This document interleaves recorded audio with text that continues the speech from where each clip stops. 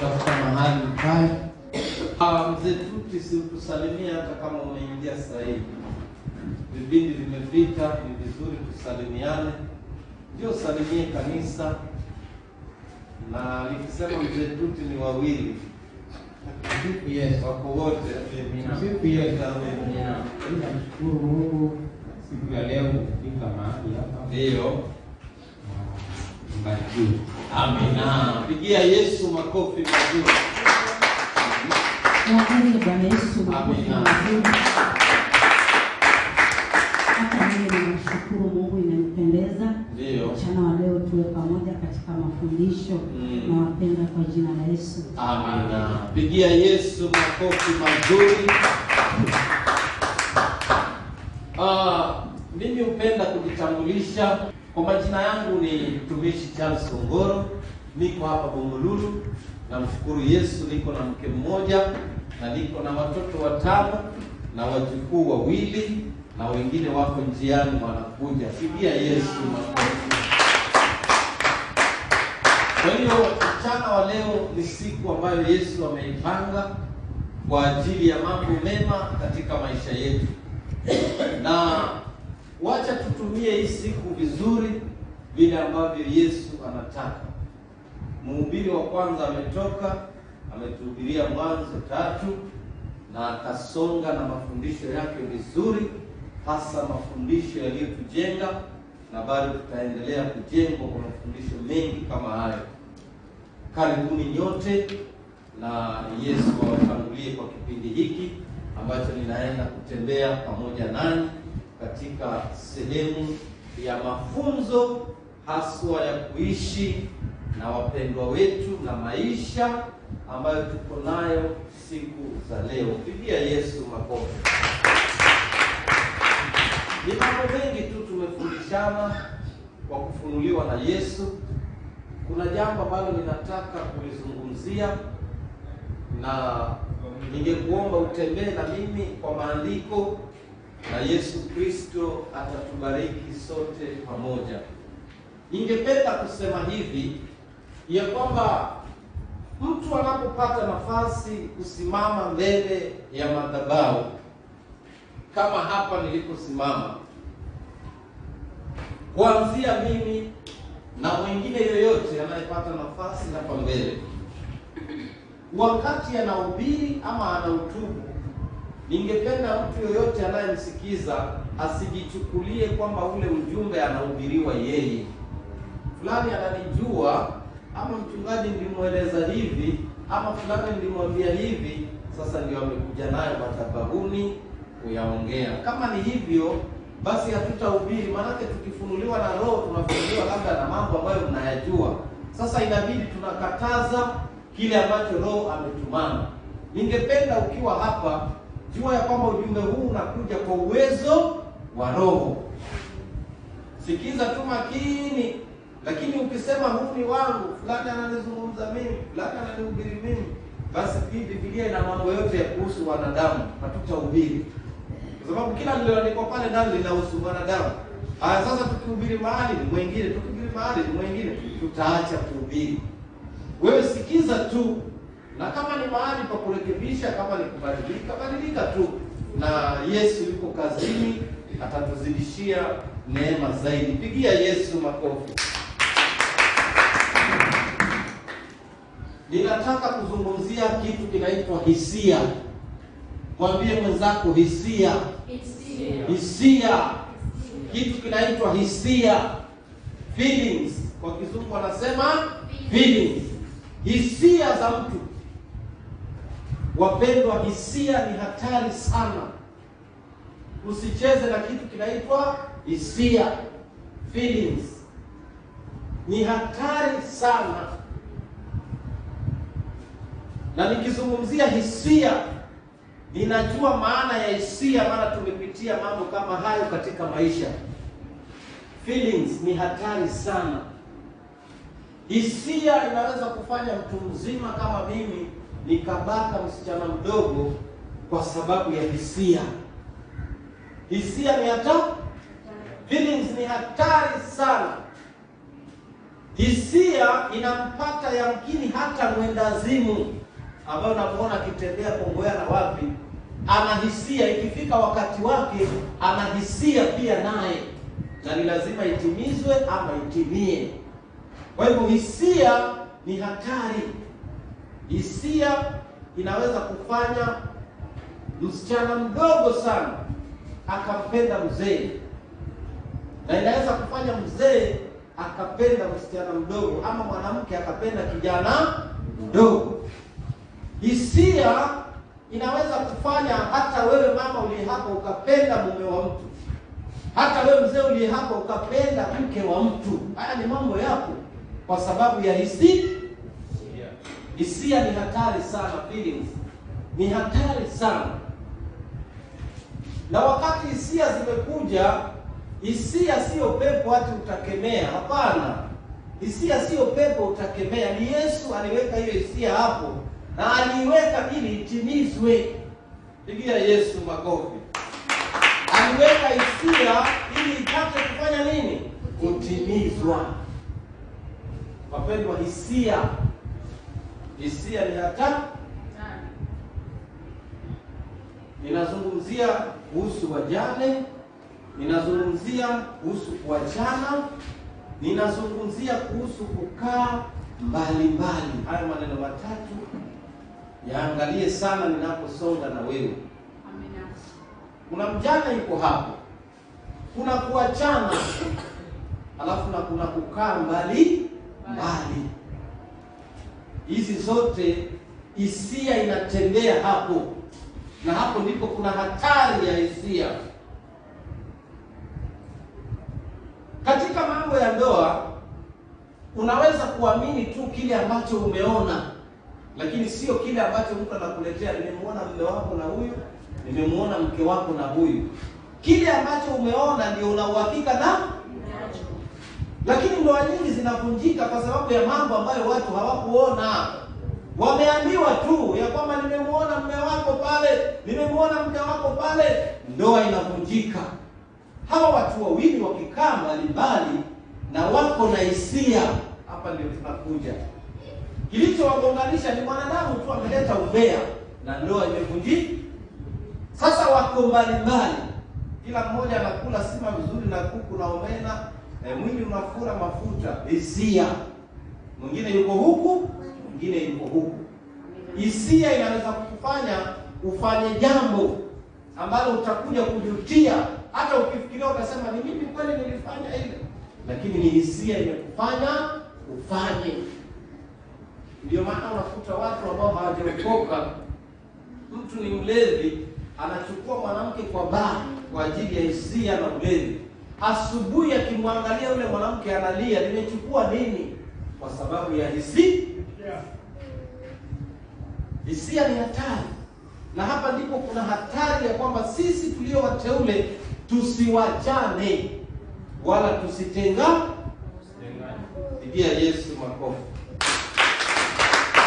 Wala tusikae mbali. Kama pengine mke wako yuko bara, unahakikisha unaenda na yeye anakuja. Wacha tuende sasa. Unaenda na yeye anakuja. Miezi miwili mitatu uko nyumbani. Kwa sababu kuna mambo katika mwili wa mwanadamu yanahitaji kutimizwa. Na haya ni mambo ambayo tutayaongea kimtani tukificha. Kwa sababu hapa hakuna mambo ya kufichana. Si sawa? Hapa tunaambiana mambo ambayo yanaleta shida katika maisha yetu ya ndoa. Na kama wewe ni mjane pia, ni ujitayarishe kuingia kwa ndoa nyingine. Maana mjane naye pia anaruhusiwa kuolewa tena. Pigia Yesu makofi. Kwanza tusiachane. Kama tumeingia katika ndoa, hakuna kuachana. Amina. Ili hisia zisije zikatuingiza tena kwa dhambi. Wewe unakaa huku unakula na mwingine anakaa huku anakula. Alafu kila mtu atataka hisia zake zitimizwe wapi? Unakuta mtu aliyekuwa anaokoka anaanza kupiga kona 2-3. Ama mtu aliyekuwa anaokoka anaanza kutamani mtu aliye karibu naye, iwe ni jirani Ni hapa kanisani unaanza kutamani. Iwe ni mwanamke au mwanamume unaanza kutamani. Ukimwona mzee fulani ni kama roho, ni mzee na mke wake. Ukimwona mwanamke fulani kama kwa sababu hisia iliyo ndani yako inakusukuma na hauna mahali pa kwenda. Nisomee Mwanzo. Twende kwa maandiko. Kitabu cha Mwanzo 19. Hisia ilifanya watoto wa Lutu wakalala na baba yao. Nitapeana maandiko kadhaa maana huu ujumbe mpaka tuende nao vizuri na tupate kiini chake. Nawe tayarisha swali lako ama maoni yako ya kuongezea mahali tutakapokuwa tumefika. Mwanzo 19 mstari wa 30, kama sikukosea, anzia hapo. Mwanzo 19 mstari wa 30. Ndiyo mtumishi. Nasema, Lutu akapanda kutoka Soari. Lutu akapanda kutoka Soari, akakaa mlimani na binti zake wawili pamoja naye,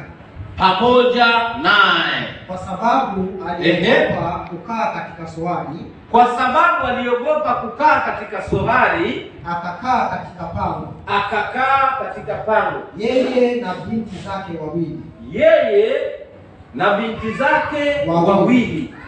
Yaani Sodoma ilipochomeka, Lutu akaenda akakaa katika pango, akatoka Soari. Na alipotoka Soari akaishi na mabinti zake katika pango. Yeye ni mwanamume, kitu cha kwanza. Mabinti zake wamekuwa wasichana wakubwa, hata hisia zimeanza kuwaingia. Hakuna mwanamume, anaishi tu yeye na mabinti zake. Tuangalie nini kilitokea. 31. Ndiyo. Yule mkubwa akamwambia mdogo, Baba yetu ni mzee,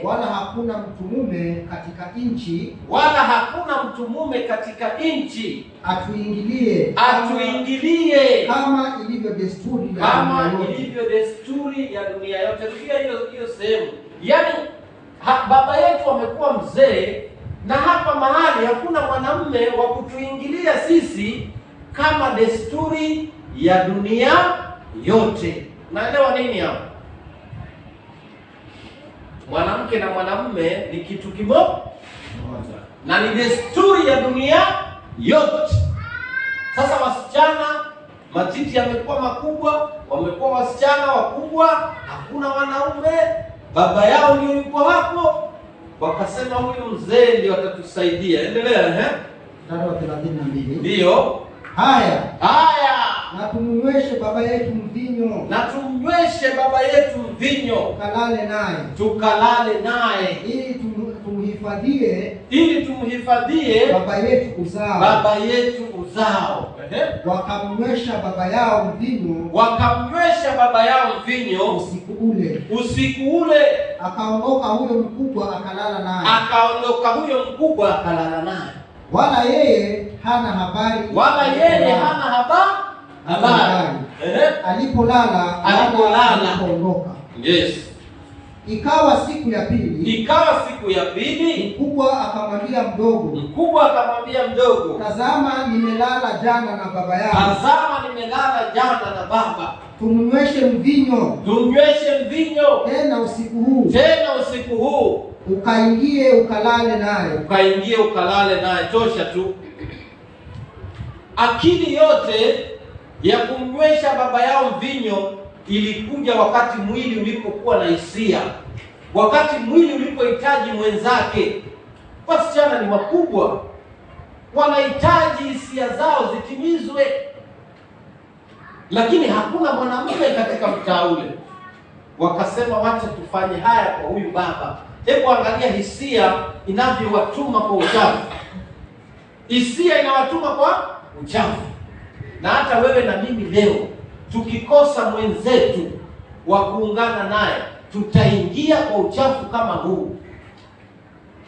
Maana hata wale nao walikuwa wanadamu, nao wakanunua pombe, wakasema uingie kwake, na mimi kesho nami nitaingia nilale naye. kwa sababu mwili umekataa. Wamekaa katika pango, wamejificha, hakuna mwanamume anayewatongoza, hakuna kuolewa, hakuna nini. Wakaona hapa ni lazima tumkamate huyu mzee. Akili chafu inakuja wakati hisia zimeingia. Hisia ikikuingia utafanya jambo lolote baya, hata kama umevumilia vipi. Hisia sio pepo, utakemea. Yesu aliiweka na maana yake ili itimizwe. Pigia Yesu makofi. Kwa hiyo ninakataa sana katika mafundisho haya leo, ninakataa sana kwa mtu ambaye anataka kuishi peke yake. Na hili swala liko sana. Wakati mtu anasema mimi siowi, mimi siolewi, nakwambia kuzuia hisia ni ngumu. Labda wewe unasikia story kwa watu, ni sawa, tutakubali. Ama umesoma kitabu cha Abunuwasi, ni sawa. Lakini katika maisha ninayoyajua mimi, ili wewe na mimi tujilinde na hisia, ni ngumu sana. Na huwezi kusema kwamba unaenda kwa Yesu unaomba. Na mimi haya maneno uyasikia mara nyingine nikanyamaza tu. Mtu anaenda anasema mimi ninamuomba Yesu anizuie hisia zangu ama aniondolee hisia. Yeye alipokuwa anaiweka alikuwa ni mjinga hapo. Alipokuwa anaiweka hapo alikuwa ni mjinga. Si alijua iko na maana yake. Unamwambia sasa niondolee hisia, nizuie hisia, usinipe hisia. Kuna wenzako ambao walizaliwa namna hiyo bila hisia, wanalia mpaka leo. Mtu ni mwanamume, mtu ni mwanamke, hana feelings. Ni kijana akiona wasichana ni kama ni wasichana wenzake. Yaani yeye ni group hiyo. Kwa sababu hakupewa hisia. Ni sawa? Ni msichana hakupewa hisia. Akiangalia kijana hata hakuna feelings zinamjia. Lakini leo hii wewe unaomba Yesu niondolee hisia. Yesu aliweka nafasi nyingi sana. Olewa, zaa watoto.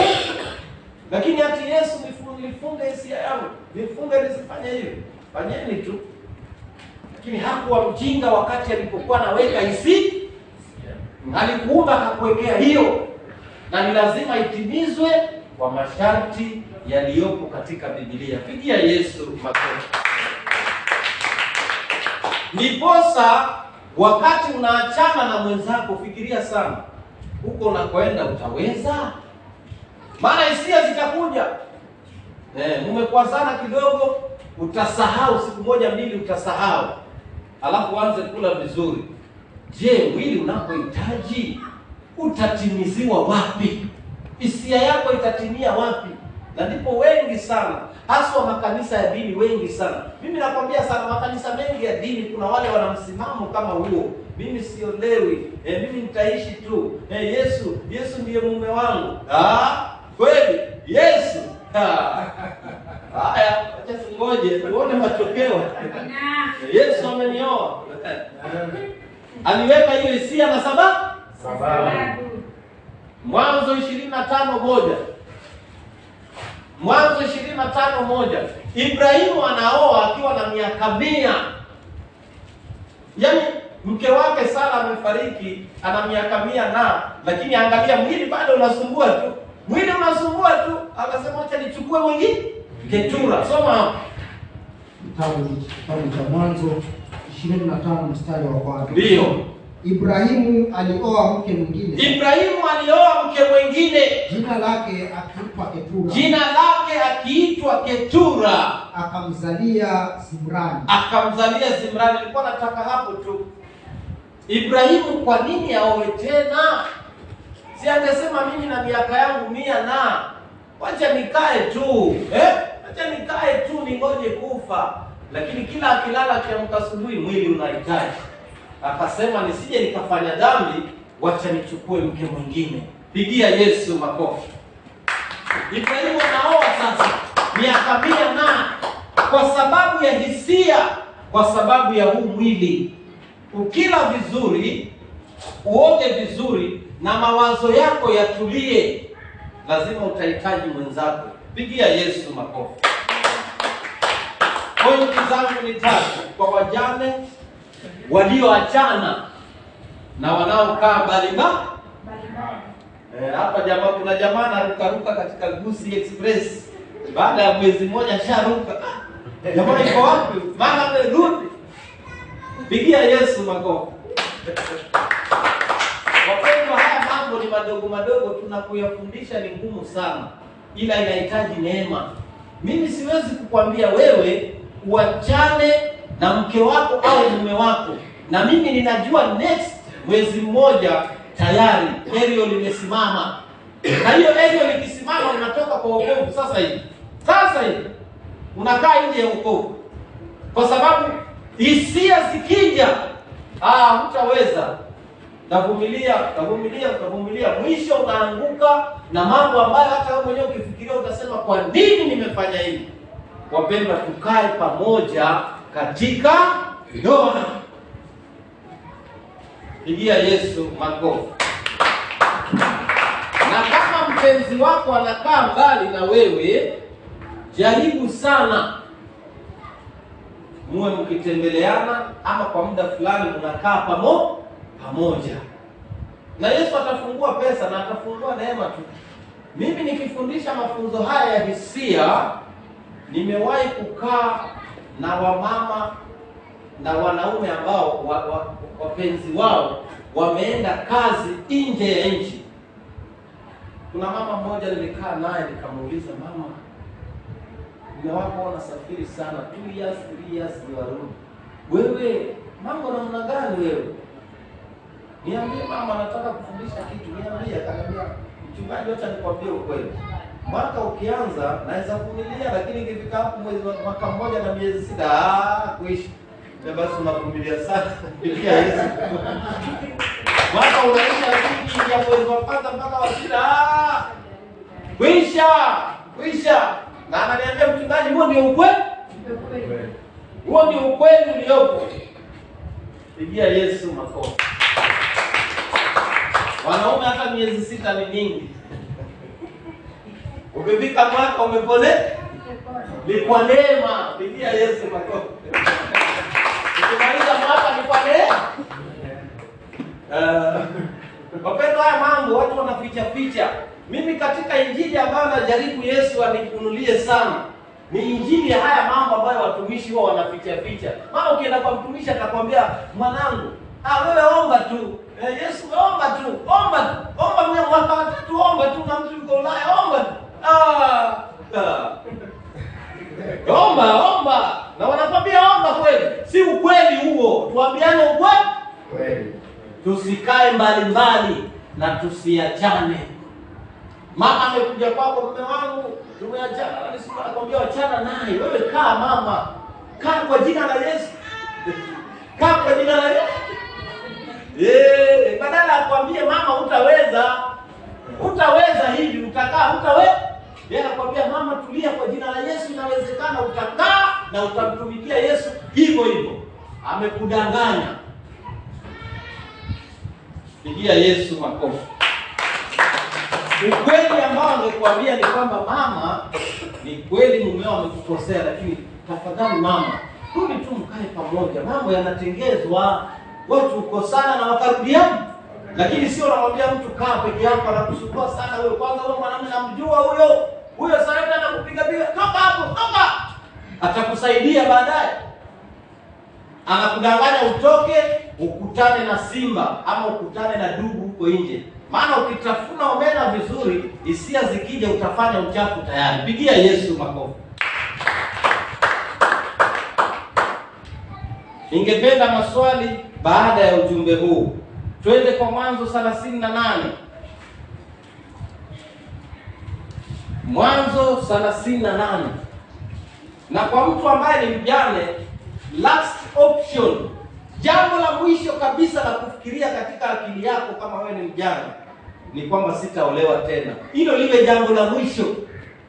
Katika yote utakayofikiria, hiyo iwe mwisho. Maana haina maana. Pigia Yesu. Hiyo haina maana. Ile ni ya mwisho. Pigia Yesu makofi mazuri. Kama Mwanzo 38, angalia hao walikuwa wajane wawili. Kile wamefanya. Kitabu cha Mwanzo 38. Mstari wa kwanza. Ndio.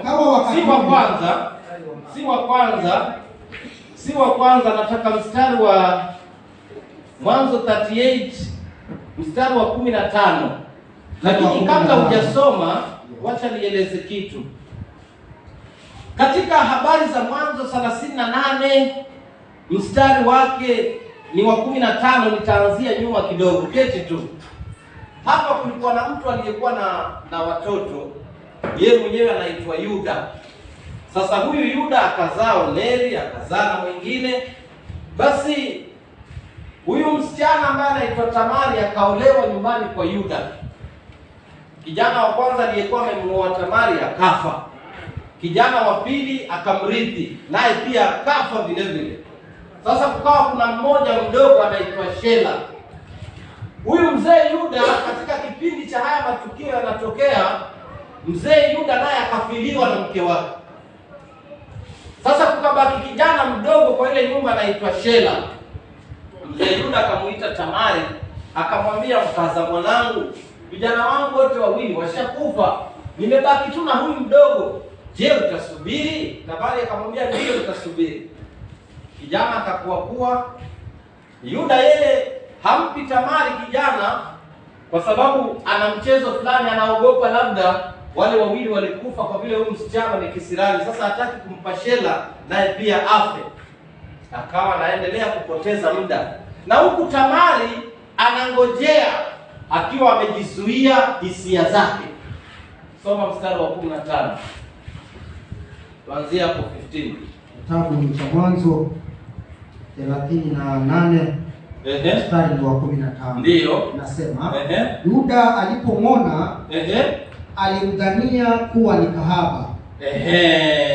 Hapa kuna kitu kilifanyika. Wakati Tamari amenyimwa nafasi ya kuolewa na Shela, akataka kurudi kwa ile familia ili atimiziwe hisia zake ndani ya ile familia aliyekuwa ameolewa. Sasa akavaa kikahaba ili amtegee mzee mwenyewe Yuda. Kwa nini Tamari anafikiria kumtegea mzee mwenyewe Yuda? Kwa sababu hisia zimezidi na hapewi kile anachotaka. Ndio nikakwambia jambo moja katika hisia. Hisia zikipanda, akili huruka na mawazo yako yatapotea. Hivi naongea na nyinyi hapa. Si tumeokoka hivi? Si tumeokoka hivi sote? Wacha tu hisia zikuruke. Utamsahau Yesu ni nani. Utakuja kufikiria baadaye, ama nasema uongo, baadaye. Kama hujasimama vizuri, utakuja kufikiria baadaye ni majuto. Kwa sababu akili zote zitaruka. Hisia ni hatari. Nimetangulia kusema hisia ni hatari. Ama pia unaweza kusema Yesu anione. Yesu anione. Yesu anione, wacha nifanye tu. Yesu anione. Yesu anaona dunia yote. Lakini kwa saa hiyo hisia zimepanda, utasema Yesu anione, hapa nimejificha sana. Soma hiyo. Maana amejifunika uso, akamgeukia kando ya njia. Ngoja kidogo. Haya, endelea mtumishi. Akasema, niruhusu niingie kwako. Niruhusu niingie kwako. Maana hakujua ya kuwa ni mkwewe. Amejifunika manguo. Sasa anarudi kwa mzee Yuda ili mzee Yuda amtimizie. Hata ina haja kusoma ile andiko, chana nalo. Ni andiko ambalo tumelisoma sana. Tamari anarudi kwa Yuda, na kweli kabisa Yuda anammalizia Tamari hisia zake. Anakuja kugundua baadaye. Maana hata huyo mzee Yuda mwenyewe alikuwa ni mjane. Mke wake alikuwa shafariki. Akasema, mimi kwa vile mke wangu amefariki nitajisaidia wapi? Akaenda sehemu za makahaba. Angalia huyo mtu sasa. Anafanya uchafu tayari, anaenda kwa makahaba. Kumbe mkaza mwanawe naye amekuja hapo. Akajua huyu baba naye pia hisia zimemzidi, atakuja. Naye baba akaja pigia Yesu makofi. Angalia uchafu unaofanyika wakati hisia zimepanda. Tamari amengoja muda mrefu, amekuja. Naye mzee naye amengoja muda mrefu, amekuja kutafuta kahaba. Wanakutania hapo. Mambo yanatokea hapo. Hisia ni mbaya sana. Na waomba sana watumishi wenzangu, kabla hujaachana na mkeo, kabla hujakosana na mkeo, fikiria mara ngapi. upate jibu zuri. Je, utaweza? Maana safari ya peke yako ni lazima utakwama tu. Maana kuna mahali utafika na utakwama. Huu mwili wapendwa unahitaji mwenzake, na ukikosa mwenzake utafanya mambo ya aibu ambayo utakuja kujutia baadaye, kwa sababu ya kitu kinaitwa hisia. Na kama una uwezo mzuri, kaa na mke wako siku zote, asikae mbali na wewe. Kuna wanandoa wengi tu ambao wamezini bila kupenda kwao. Mwanamke anaachwa bara mwaka mmoja mzima, mzee haendi afanye lolote mwaka mzima. Na kama nilivyowaambia nyinyi, wanawake wanasumbuliwa saa yote. Mke wako umemwacha bara mwaka mzima, hata ushughuliki, hata ukipigiwa simu, acha kunisumbua bwana, acha kunisumbua. Bibi anakaa anazini bila kupenda. Pigia Yesu makofi. Kwa sababu umemtelekeza na hisia ziko. Yeye unamwacha kule mwaka mzima na ana hisia. Watu wanasema yeye si ng'ombe, ale nini? Nyasi. Ng'ombe ndio ula nyama? Nyasi. Sasa usicheze na hisia za mtu. Hisia ni hatari. Hisia ni hatari, naweza kukutoa katika wokovu. Nimewaambia jambo moja, tunaili mtu anaweza kusema kwa nini mtu mmoja anaongea hivi, sote tumeokoka. Lakini wacha tu ukose mumeo ama ukose mkeo kwa miezi 6 mwaka, utaanza kuangalia watu na macho ya please call me. Hisia zimejaa, mwili unataka. Pigia Yesu makofi. Haya, wacha twende kwa kitabu cha Samueli. Hakitasomwa. Samueli wa pili 11, nafikiri 11 mstari wa 5 hivi. Hakitasomwa, nataka tu twende kwa haraka. Ni maandiko ambayo huwa tunayasoma tu, ila nayafundisha kwa njia nyingine tafadhali. Ila nataka unielewe kwa hiyo njia ninayofundishia. Biblia ni hii moja tu, naweza fundishia mambo ya ndoa, unaweza fundishia mambo ya msamaha, unaweza fundishia mambo yoyote tu kulingana na vile Roho anataka. Samueli wa kwanza 11, ukianza Samueli wa pili 11 ukianza mstari wa 4 mpaka 6 tu, inasema ya kwamba Daudi akalala na mke wa Uria. Je, ni sababu gani zilizomfanya mke wa Uria kumkubali Daudi? Kuna sababu. Hii miaka yote wamekuwa na mfalme, mbona huyu mama hakuweza kumruhusu Daudi alale naye? Lakini kuna sababu za kufanya Daudi ama mke wa Uria amruhusu Daudi kulala naye. Sababu ni nini? Uria alienda vitani na hata akipewa livu hataki. Nasema mimi niko vitani, niacheni tu. Uria akakaa kule vitani miaka mingi. Uria akakaa vitani miaka mingi, anaambiwa na kina Yoabu, rudi nyumbani. Asema mimi niko nalinda mimi. Akakaa kule vitani miaka mingi. Alipokaa vitani miaka mingi, mkewe akazidiwa na hisia. Akaenda kuoga mahali ambapo Daudi atamuona. Mbona siku zote hakuwa akienda akioga hapa? Sasa alizidiwa na hisia, maana mumewe ndio amesababisha kwa kukaa vitani muda mrefu. Lao yule mume angekuwa anakuja, akirudi huyu mke hangeingia katika huu mtego. Pigia Yesu makofi. Mzee uliye hapa, usimwache mke wako mbali kwa muda mrefu. Hisia ni hatari. Mimi nataka kuzungumzia hili jambo moja kwa moja kwa sababu watumishi wenzangu wengi huwa wanakuambia utaomba na utatulia na itaisha. Mimi nakwambia leo, hisia ni hatari. Sahau mambo na kuomba kwanza. Hisia ni hatari. Kama utanielewa nielewe. Na wengi wameanguka, tumewaona hata Daudi mwenyewe alianguka kwa sababu ya hisia.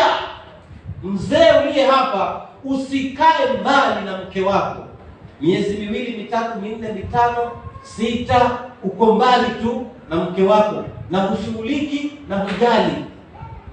Alafu wanaume wajanja wakitaka kumtongoza mkeo, wanazoea mtoto wako yule mdogo. Dadi njoo mara moja, kwisha, umemaliza kazi.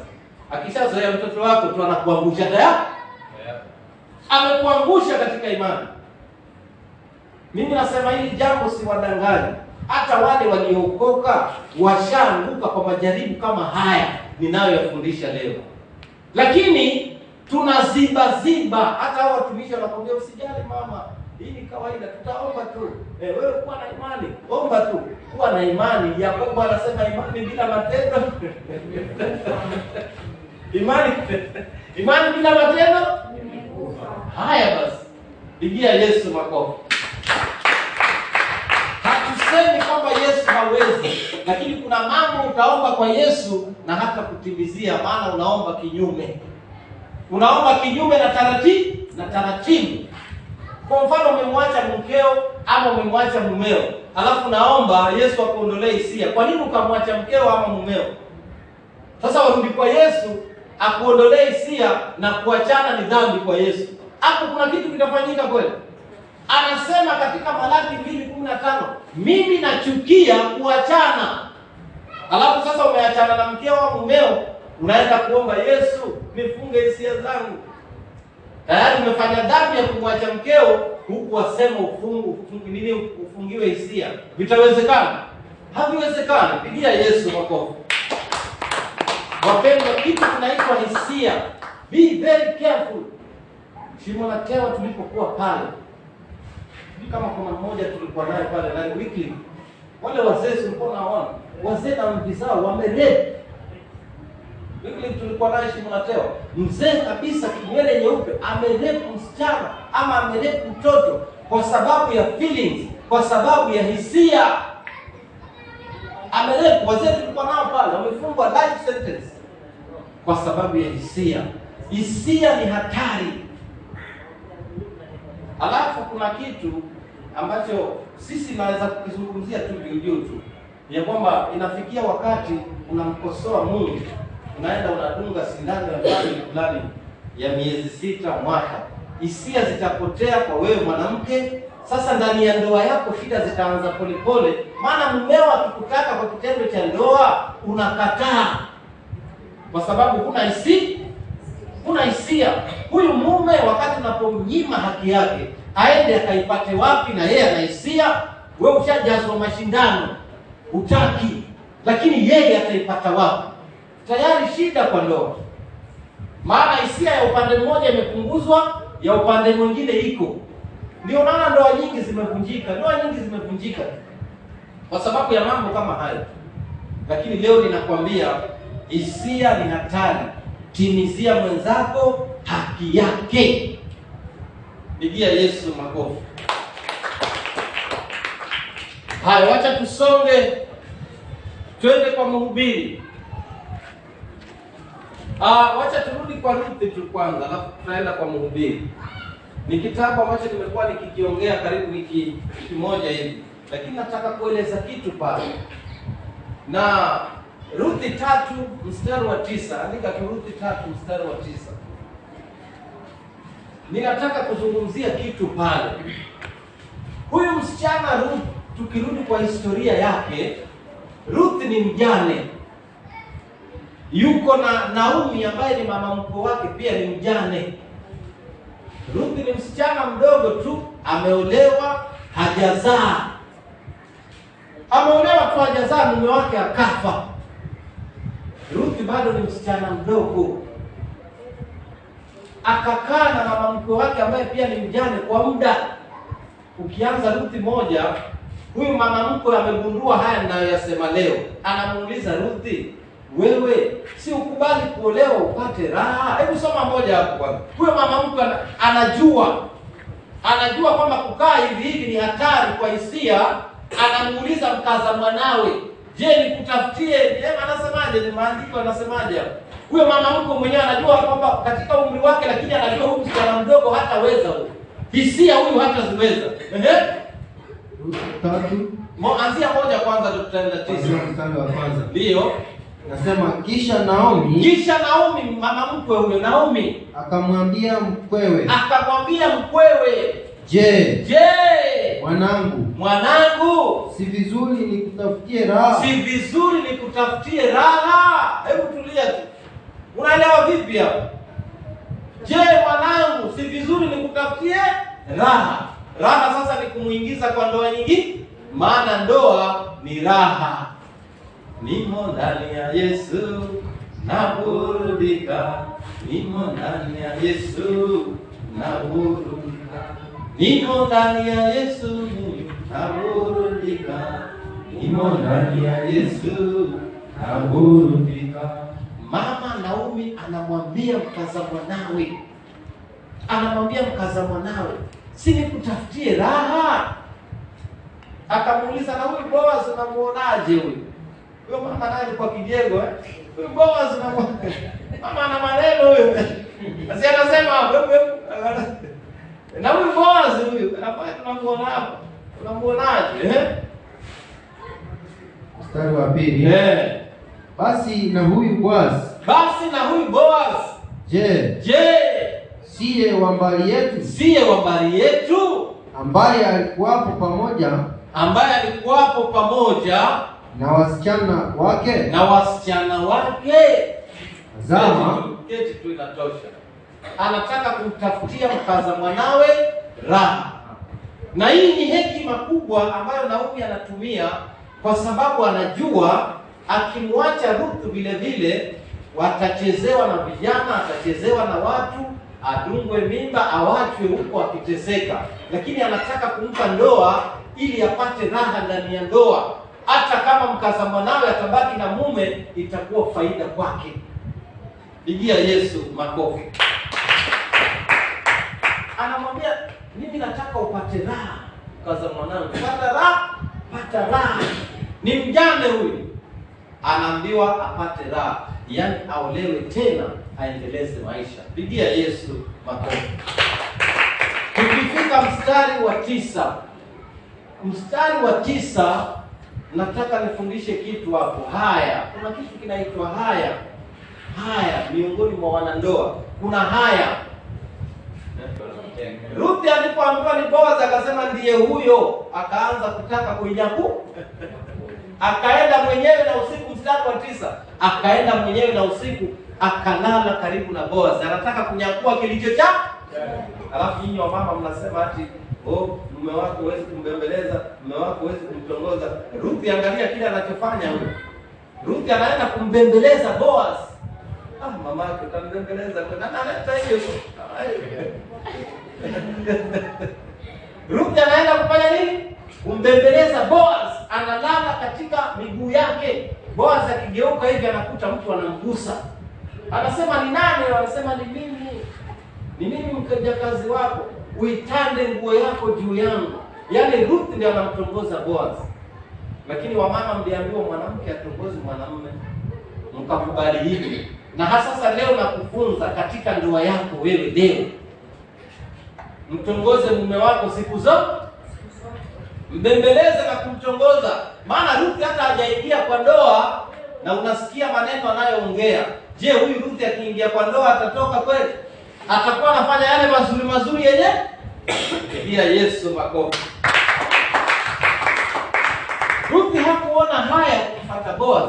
Lakini kuna watu wameoana na wanaoneana haya, hata kuongea hawawezi. Mwanamke ameolewa hawezi hata kumuita mume, keti kidogo tuongee. Karibu mume wangu, kaa hapa tuongee. Yeye anamsema nikwambia atanipiga, nimwambia atanikana. Wewe mfuate mumeo, ongea naye na upate unachohitaji kwake. Hata ukitaka kitendo cha ndoa, mwambie mume wangu leo nasi nakuhitaji, kama Ruth alivyofanya. Sio uumie na hisia na unataka.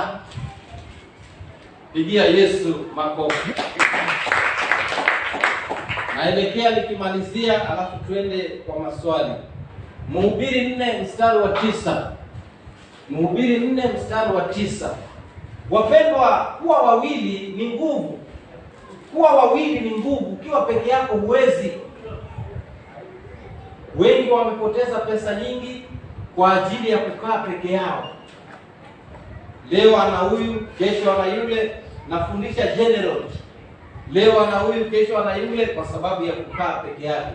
Lakini utakapoamua ya kwamba mimi na mwenzangu na hakuna kuachana, wawili ni nguzo. Soma Mhubiri 4 mstari wa 9.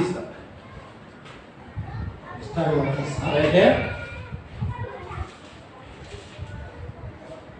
Mhubiri 4 mstari wa 9 nasema, afadhali kuwa wawili kuliko mmoja. Afadhali kuwa wawili kuliko mmoja.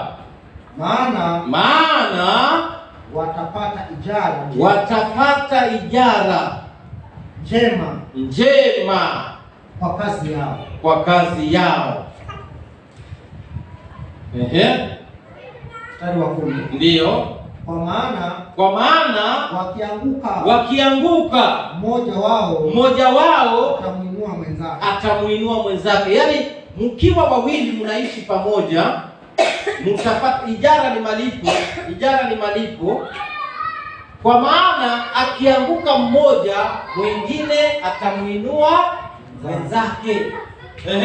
Lakini ole wake aliye peke yake aangukapo, wala hana mwingine wa kumuinua. Pigia Yesu makofi. Endelea. Inasema tena wawili wakilala pamoja, hapo watapata moto. Hapo watapata. Pigia Yesu makofi. Wawili wakilala pamoja.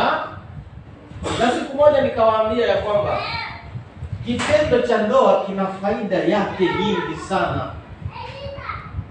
Faida ya kwanza ya kitendo cha ndoa ni kwamba unakuwa sharp. Akili yako inakuwa very sharp. Hata ukienda kwa interview unapita na 100%. Maana akili imesafishwa kabisa, akili iko sawa. Lakini mwanamume ambaye hafanyi kitendo cha ndoa ama hapati kitendo cha ndoa, nafikiri ni 15%. Huyo akienda kwa interview anarudi bana amejaza mawazo. Yeye amejaza mawazo na akili haijasafishwa. Na akili usafishwa na asubuhi pale. Akili inasafishwa kabisa. Unaamka unaenda kazini vizuri. Ama unaenda kwa interview vizuri. Wafanyikazi wangapi wengi wametoka kwa gorofa wakianguka? Sababu ni hiyo. Amejiwekea mawazo mengi kwa akili, amepanda kwa gorofa hata amejisahau. Maana anawaza tu, utakuwaje, mawazo mengi. Lakini safisha akili, alafu uende kazini, utakuwa perfect. Pigia Yesu makofi. Wakiwa wawili watapata joto. Watapata nini? Joto. Narudi pale kwa Ruth kidogo. Wakati ambapo Naomi anamwambia Ruth katika Ruth 3:1 na 2, anamwambia huyu Boaz unamuonaje? Si yeye huja hapa kila siku na wasichana wake. Unaelewa nini hapo? Unajua wakati tunaposoma Biblia twende polepole. Huyu Boaz ana wasichana. Huyu Boaz kuna uwezekano ni mjane pia ama ana mke nyumbani. Sijui kama mambo kama hayo mmeyafikiria katika akili yenu. Kwa sababu anapoambiwa huyu Boaz unamuonaje? Ni sawa? Anaambiwa yeye huja na wasichana wake. Hao wasichana wake ni watu wa wapi? Kuna swali hapo. Na mimi jibu langu la sana ni kwamba Boaz pia huenda ikawa ni mjane. Aliwachwa na watoto. Sasa anaambiwa na Naomi, wewe huyu Boaz unamuonaje Ruthi? Ndipo akaanza kufuata kilicho chake, maana kama ingekuwa mke wake yuko hai, hangelala pale peke yake. Sasa hapo pia kuna jibu ambalo tunatakana tuliangalie. Naomi akamfuata Boaz akiwa na uhakika na kile anafanya, maana alijua yuko peke yake. Lakini je, angejua wako wawili angefanya hivyo? Hapo mtupanue akili, si sawa? Hilo andiko linahitaji kupanuliwa. Maana mke wa Boaz hakuelezwa kabisa. Na hata tukija kwa Mathayo 1 inasema Ruth akamzaa Obedi kwa nani? kwa Boaz. Hakukutajwa mwanamke mwingine. Sasa hapo kuna uwezekano ya kwamba hata Boaz naye pia alikuwa ni nani? Mjane. Pigia Yesu makofi. Twende kwa Timotheo, na namalizia na kitabu hicho kwa ajili ya wajane. Nimezungumzia mambo matatu very important, na kama unatembea na mimi nitafinalize, nifunge kabisa kwa habari hizo. Jambo la kwanza nililozungumzia ni mjane. Jambo la pili nikasema ya kwamba hakuna wachana, kwa wale wanaowachana hakuna. Jambo la tatu nikasema kukaa mbali. Kama utaachana na mkeo, yeye awe kando na wewe kando, hisia zikipanda, kuna dhambi zitatendeka katikati yake. Na ndiposa upata au wanandoa huko nje ambao hawajaokoka, unakuta katika kile kipindi ambacho mke na mume wameachana, tena watarudiana, hapo katikati huyo mwanamke amepatana na watu kama 5, huyu mwanamume naye amepatana na wasichana 5, alafu tena wanarudi wanaishi pamoja. Unaona sasa? Yaani kule kukosana kwenu kumekuwa faida kwa watu wengine kwanza. Yaani hata ni aibu. Kwa sababu mke wako amepatana na watu 5, wewe nao umekuwa na wasichana huko. Alafu mwisho mnashikana tena, mke wangu, unajua turudiane bwana. Mkirudiana wale watu ambao mlikuwa mkitendea nao watawaangalia vipi? Tuwe na hekima bwana, tumeokoka, si sawa? Haya ni mambo nayazungumza ni mazito, nimekwambia nachanganya general, walio nje na walio ndani. Katika mke na mume kuishi mbalimbali kwa muda, kuna dhambi huwa zinatendeka hapo kwa wote wawili. Kwa sababu wengine anasema, amenifanya hivi na mimi nafanya kwa hasira. Amefanya mimi, amenifukuza na mimi sasa na mimi nafanya. Na yule mwanamke anasema, "Kwenda, utapata wengine wasichana ni wewe." Sasa dhambi ya mkirudiana ni HIV. Haya basi. Twende kwa Timotheo wa kwanza 5 mstari wa 9 mpaka 14, inazungumzia wajane pale. Sasa tumalizie hapo.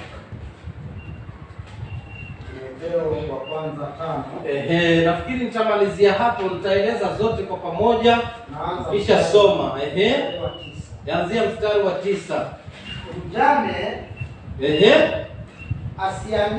Mjane asiandikwe isipokuwa umri wake umepata miaka 60, naye amekuwa mke wa mume mmoja, naye ameshuhudiwa kwa matendo mema.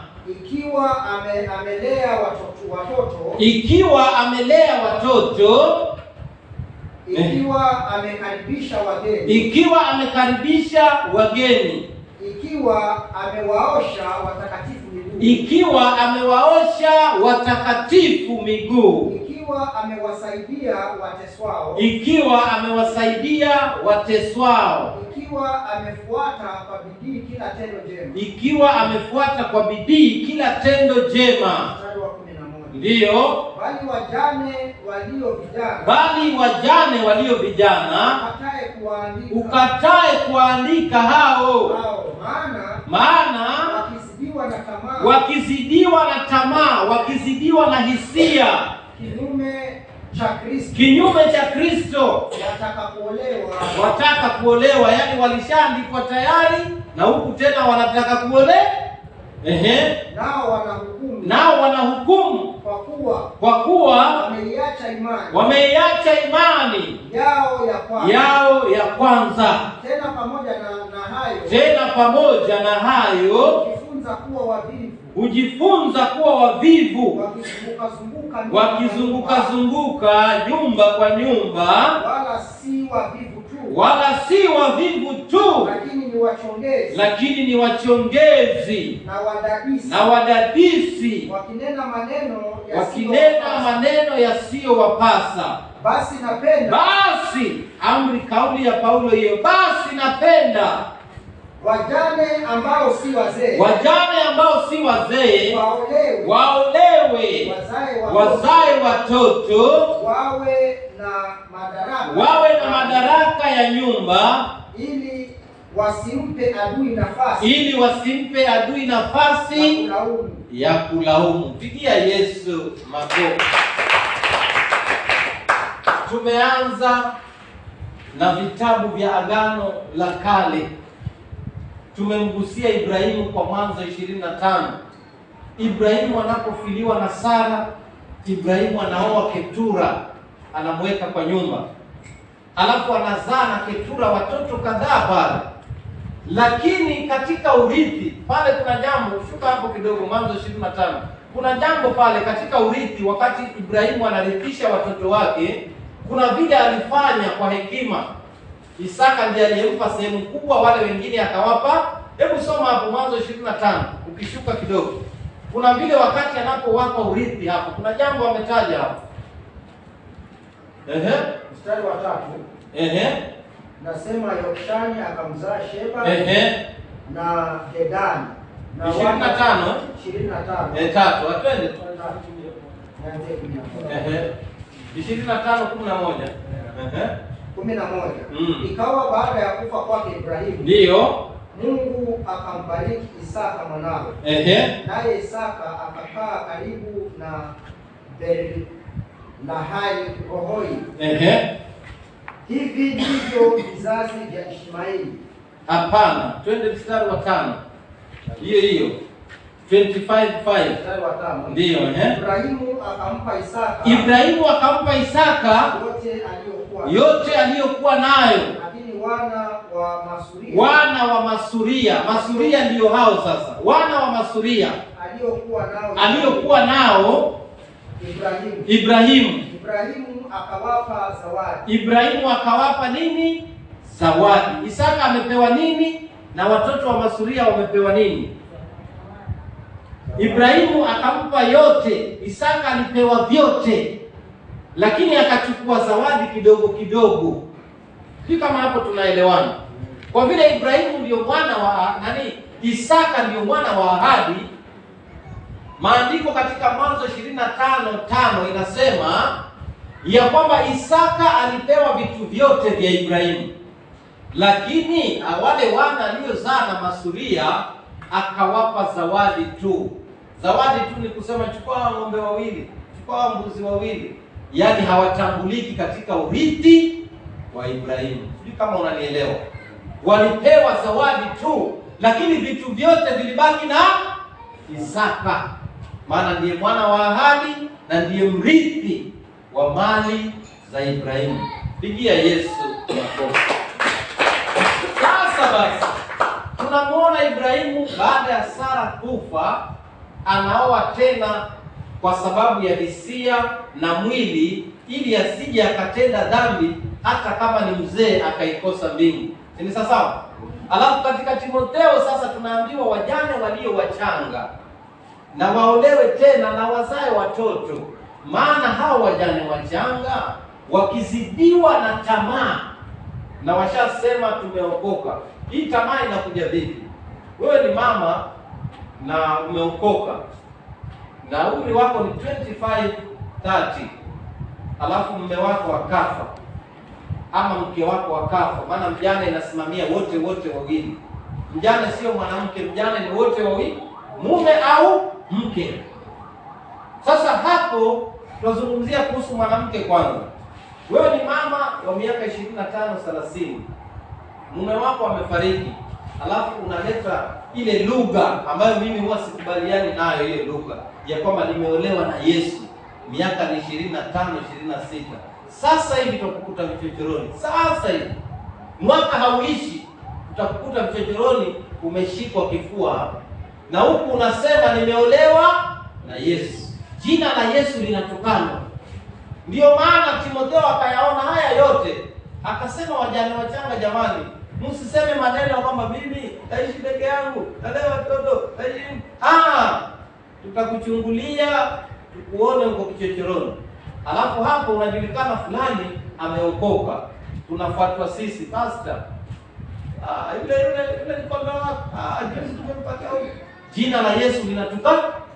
Ndio Paulo akaweka nafasi ya wazi ya kumwandikia Timotheo hii barua ya kwamba wajane wachanga, jamani, usiwaweke katika orodha. Hao wachana nao, wakitaka kuolewa bado wana bidii ya kufanya kazi, na pia wanaweza kuzaa, na pia wanaweza kuwa na majukumu ya nyumba. Wachana nao, waolewe. Lakini tukisema ya kwamba kila mtu ambaye atafiliwa na mpendwa wake, ama kila mama ambaye atafiliwa na mumewe asiolewe, basi tunaongeza idadi ya usherati duniani. Maana hawatavumilia kwa sababu ya huu mwili na kwa sababu ya hisia. Pigia Yesu makofi. Mwanamume vile vile, mjane wa kiume vile vile, umefiliwa na mke wako miaka 25, 30, unasema sasa mimi niko kwa Mariamu, niko kwa Yesu. Watu watakubali kwa sababu unajua kuna wakati wa uchungu. Umefiliwa kama wiki moja, mwezi, bado mimi siwezi. Mwaka ukiisha, mwili ukianza, tutatafuta mwenyewe. Maana hisia ziko pa. Sasa ndio maana tukapewa taratibu katika Biblia. Ukifiliwa ni uoe tena. Lakini mtu aliyefika miaka 60, huyo basi anaweza kupumzika. Lakini kama Ibrahimu hakupumzika, tutaoa tu. Ibrahimu alioa na 100 na basi. Ibrahimu mwenyewe alikataa kupumzika. Basi lazima uwe na mwenzako, kama vile mhubiri alivyosema, wawili ni wawili. Mama anaweza kuletea maji, niletee maji fulani. Mfanyie hivi. Ukilala usiku pia una joto, mwenzako unamgusa. Siku zinaongezeka. Lakini kama uko peke yako na umefiliwa, unaweza kufa the next day. Maana wewe hauna mtu wa karibu na wewe. Pigia Yesu makofi. Wapendwa, ninawaomba sana ujumbe huu mpate kuelewa vizuri. Kuna kitu najaribu kukataa kwa ajili ya utumishi, na pia kwa ajili ya maneno ninayoyasikia yakiongewa na watumishi, lakini ni maneno ya kutia moyo tu. Ukweli ni huu, mtu asikudanganye kwamba ukiachana na mumeo bado unaweza kumtumikia Yesu kwa miaka mingi bila huu mwili kukusumbua. Hizo ni stori za abunwasi. Anakutia nini? Moyo. Uwe mke uwe mume, lazima mwili utahitaji mwenzake, na hapo ndipo utatoka tu uingie katika dhambi. Kwa hiyo hapo nikisema hivyo ninafunga kuachana, ili imani ikadumu katika njia ya sawa. Na kama wewe ni mjane, basi usiwe na haraka. Piga magoti, omba, na kwa wakati wake Yesu atakufunulia njia. Lakini unapata mtu ni mjane, amefiliwa tu mwezi huu, mwezi ujao tayari ashaolewa pale, hajauliza. Ndio unakuta mjane anachezewa, leo ameolewa pale, kesho anaolewa huko, kesho yuko Malindi, kesho yuko Kilifi, maana yuko desperate. Kama wewe ni mjane wa Yesu, kuwa na ujasiri na usifanye jambo bila kujibiwa na Roho. Tembea na Roho, naye Roho atakupatia njia iliyo ya sawa.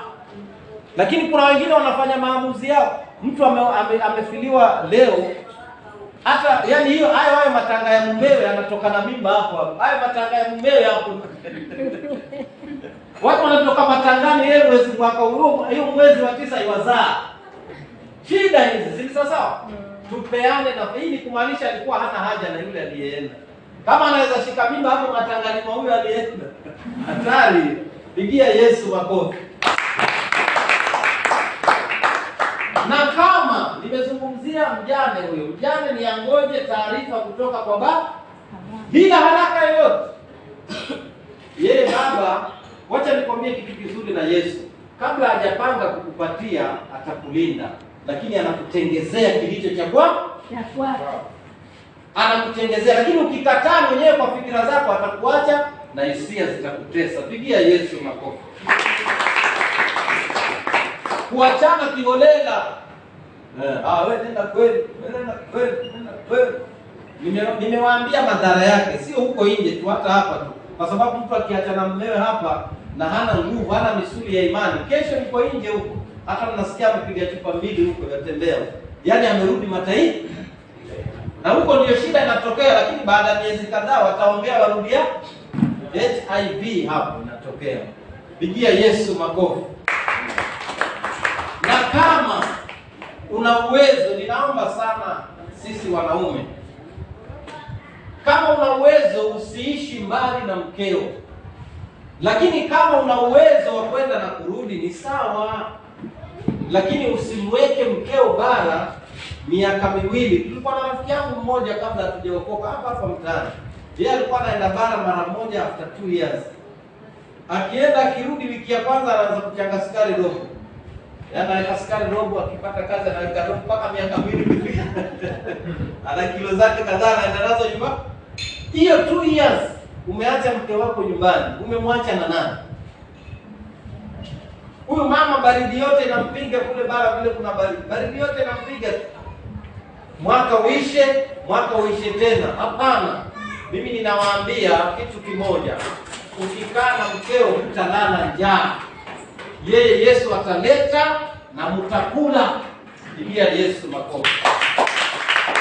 Hili jambo nataka kulirudia. Na naongea through experience. Kuna watu katika hii dunia hawajaoa ama ni watu wazima tu ambao pia wana mabibi na wengine hata ni wajane, lakini hawataki kuoa. Kazi zao ni kupenda bibi za watu. Wako humu. Kuoa hataki, lakini akiona mke wa mtu atamfuata, lazima apambane naye hata kama ni kwa pesa atumie. Yaani imewaingia hiyo tabia. Iko humu. Ni tabia hatari sana. Ndio siku moja nikawaambia, wakati unapomwacha mkeo au mumeo, ndio nikasema ukitaka kujua umuhimu wa mifupa, mtupie jibwa ama fisi. Utaona umuhimu wa wewe mwache tu mkeo ama mwache mumeo, uone vile atakavyong'ang'aniwa pale nje. Maana umemtupa sasa. Ndoa ni kuishi pamoja miaka yote. Musa umeingia kwa ndoa juzi. Wewe na mkeo ni mpaka kufa. Ndio? Mpaka kufa. Hiyo ni mpaka kufa. Kuna makosa madogo madogo tutakoseana, lakini mpaka. Pigia Yesu makofi. Hizi njia tatu ni hatari sana. Hizi ndio zimefanya ndoa zimevunjika, watu wamekosa kuelewana. Ya kwanza ni kuachana. Ya pili ni kukaa mbalimbali. Ya tatu ni mjane ambaye hajielewi. Watu wanasema mjane anachukulia advantage. Yule basi, yule hana shida yule. Yaani wanadharau wajane. Chunga sana. Uliyookoka, tembea kwa njia iliyo nyoka. Pigia Yesu makofi. Kuna lugha nyingine ambayo watu wanapenda kuiongea, lakini mimi najaribu kuiangalia na kuchunguza katika roho. Kwamba namwambia Yesu, nizuie hisia zangu. Wakati alipokuwa aliziweka na sababu gani? Yesu, nizuie hisia, nisiwe na feelings. Mimi nikae tu duniani. Mimi naishi tu, lakini sina tamaa yote ya mwili. Ni sawa, lakini huyo Yesu akikuumba aliiweka na maana yake. Na anaweza kukuondolea ukaja ukaitamani, asikuregeshee. Pigia Yesu makofi. Namshukuru Yesu kwa mafunzo hayo. Nitaacha nafasi kwa kuongezea ama maswali. Ama kama pia huku nielewa, waweza kuniambia mtumishi, hapa mbona hatukukuelewa? Ama mtumishi, umefika hapa tuongeze na andiko hili. Karibuni ndugu zangu wapendwa, na msione haya, msiwe wamama wa kuona haya. Muwe wamama wa nguvu na muwe wazee wa nguvu. Mama, leo nimekufundisha kama Ruth anaweza kwenda kumwambia Boaz, nitandie nguo yako. Wewe nao ukimhitaji mumeo, mguse tu mabega. Babake fulani, babake fulani, amka. Amka babake fulani. Pigia Yesu makofi. Sio uanze kukasirika na kuvunja maglasi, kutaka unataka, kusema usemi. Shida tu naleta ndani ya nyumba na ni useme mambo ya hivi. Kama Ruth alivyosema, Boaz, mimi nimekuja lakini nataka hivi na hivi. kwa sababu Ruth alikuwa mjane na alikuwa amekaa muda mrefu, hisia zinamsumbua mwili wake. Ndio nikasema hisia ni hatari sana. Feelings. Hatari sana. Kitu kinaitwa feelings. Hatari. Unaona mama mtu mzima anachukua na kijana mdogo kwa sababu ameangalia hakuna. Mambo kama haya. Karibu viongozi wa wazee. Barikiweni nyote. Barikiweni nyote kwa jina la Yesu.